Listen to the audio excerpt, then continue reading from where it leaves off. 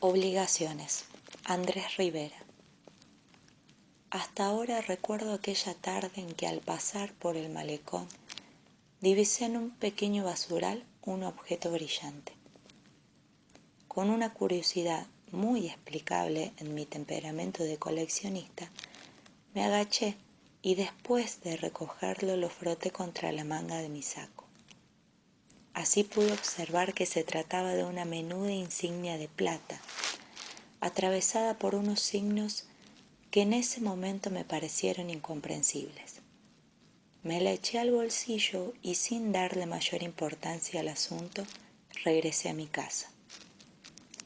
No puedo precisar cuánto tiempo estuvo guardada en aquel traje, que por lo demás era un traje que usaba poco. Solo recuerdo que en una oportunidad lo mandé a lavar y con gran sorpresa mía, cuando el dependiente me lo devolvió limpio, me entregó una cajita diciéndome: esto debe ser suyo, pues lo he encontrado en su bolsillo. Era naturalmente la insignia, y este rescate inesperado me conmovió a tal extremo que decidí usarla. Aquí empieza verdaderamente el encadenamiento de sucesos extraños que me acontecieron. Lo primero fue un incidente que tuve en una librería. Me hallaba repasando añejas encuadernaciones cuando el patrón, que desde hacía rato me observaba desde el ángulo más oscuro de su librería, se me acercó y con un tono de complicidad, entre guiños y muecas convencionales, me dijo: aquí tenemos algunos libros de Pfeiffer. Yo lo quedé mirando intrigado, porque no había preguntado por dicho autor, el cual, por lo demás, aunque mis conocimientos de literatura no son muy amplios, me era enteramente desconocido. Y acto seguido añadió: Pfeiffer estuvo en Pilsen.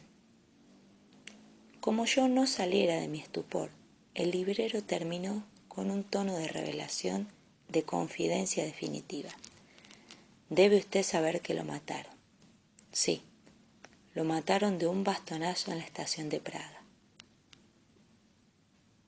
Y dicho esto se retiró hacia el ángulo de donde había surgido y permaneció en el más profundo silencio.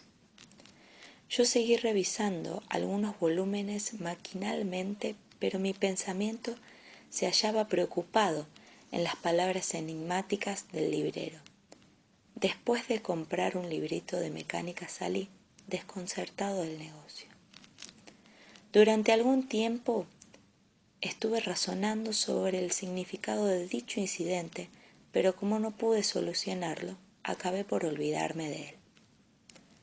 Pronto un nuevo acontecimiento me alarmó. Caminaba por una plaza de los suburbios cuando un hombre menudo, de faz hepática y angulosa, me abordó intempestivamente y antes que yo pudiera reaccionar, me dejó una tarjeta entre las manos, desapareciendo sin pronunciar palabra. La tarjeta, en cartulina blanca, solo tenía una dirección y una cita que rezaba: segunda sesión, martes 4. Como es de suponer, el martes 4 me dirigí a la numeración indicada. Ya por los alrededores me encontré con varios sujetos extraños que me rodeaban y que por una coincidencia que me sorprendió tenían una insignia igual a la mía. Me introduje en el círculo y noté que todos me estrechaban la mano con gran familiaridad. Enseguida ingresamos a la casa señalada y en una habitación grande tomamos asiento. Un señor de aspecto grave emergió tras un cortinaje y, desde un estrado, después de saludarnos, empezó a hablar interminablemente. No sé precisamente sobre qué versó la conferencia, ni si aquello era efectivamente una conferencia. Los recuerdos de niñez anduvieron hilvanados con las más agudas especulaciones filosóficas, y a unas digresiones sobre el cultivo de la remolacha fue aplicado el mismo método expositivo que a la organización del Estado. Recuerdo que finalizó pintando unas rayas rojas en una pizarra, con una tiza que extrajo de su bolsillo. Cuando hubo terminado, todos se levantaron y comenzaron a retirarse, comentando entusiasmados el buen éxito de la charla. Yo, por condescendencia, sumé mis elogios a los suyos, mas en el momento en que me disponía a cruzar el umbral, el disertante me pasó la voz con una interjección y al volverme me hizo una seña para que me acercara. «Es usted nuevo, ¿verdad?», me interrogó un poco desconfiado. «Sí», respondí después de vacilar un rato, pues me sorprendió que hubiera podido identificarme entre tanta concurrencia. «Tengo poco tiempo». «¿Y quién lo introdujo?». Me acordé de la librería con gran suerte de mi parte. Estaba en la librería de la calle Amargura cuando él... ¿Quién? ¿Martín? Sí, Martín. Ah, es un gran colaborador nuestro. Yo soy un viejo cliente suyo. ¿Y de qué hablaron? Bueno, de Pfeiffer. ¿Qué le dijo? Que había estado en Pilsen.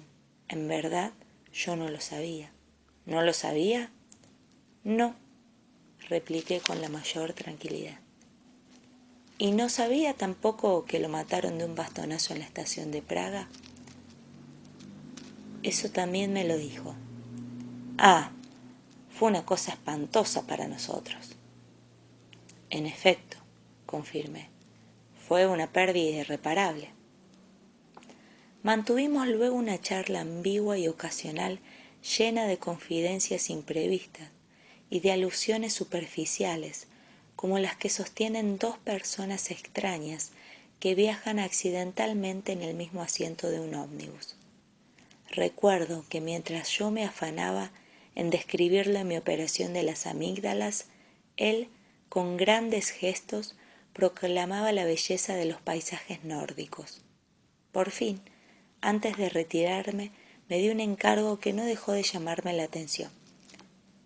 «Tráigame en la próxima semana», dijo, «una lista de todos los teléfonos que empiecen con 38».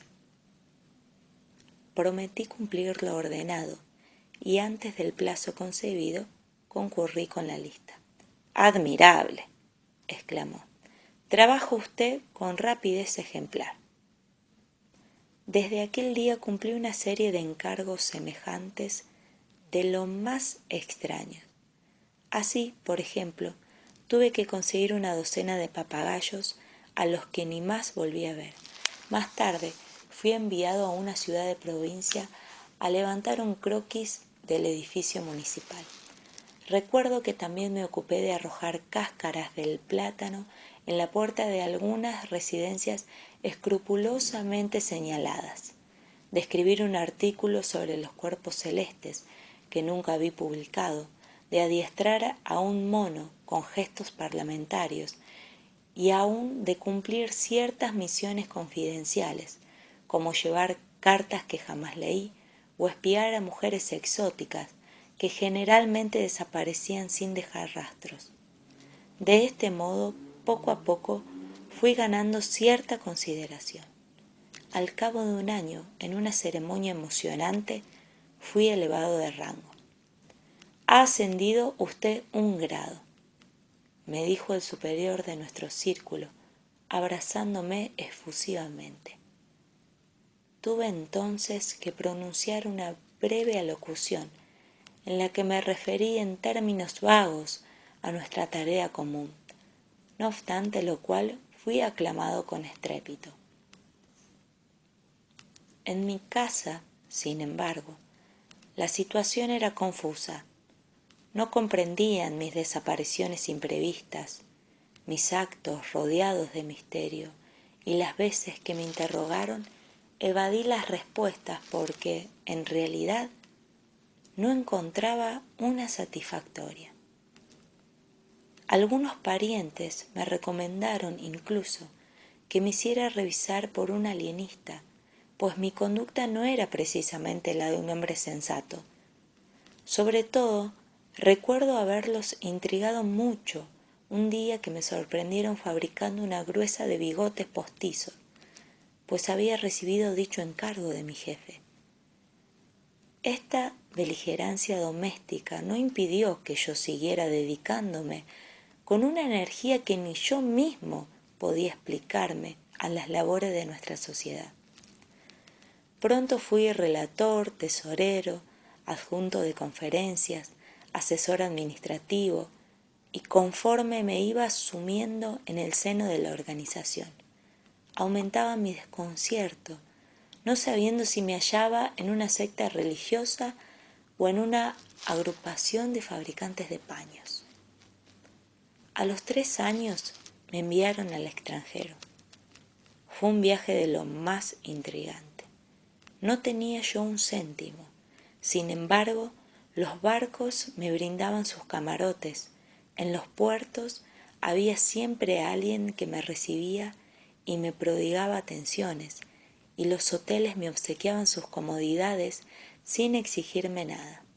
Así me vinculé con otros cofrades, aprendí lenguas foráneas, pronuncié conferencias, inauguré filiales a nuestra agrupación y vi cómo extendía la insignia de plata por todos los confines del continente. Cuando regresé, después de un año de intensa experiencia humana, estaba tan desconcertado como cuando ingresé a la librería de Martín. Han pasado 10 años. Por mis propios méritos he sido designado presidente. Uso una toga orlada de púrpura con la que aparezco en los grandes ceremoniales. Los afiliados me tratan de vuecencia.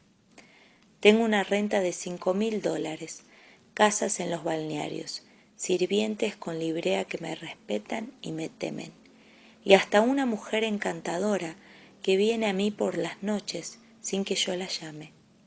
Y a pesar de todo esto, ahora, como el primer día y como siempre, vivo en la más absoluta ignorancia, y si alguien me preguntara cuál es el sentido de nuestra organización, yo no sabría qué responderle. A lo más, me limitaría a pintar rayas rojas en una pizarra negra, esperando confiado los resultados que produce en la mente humana toda explicación que se funda inexorablemente en la cábala.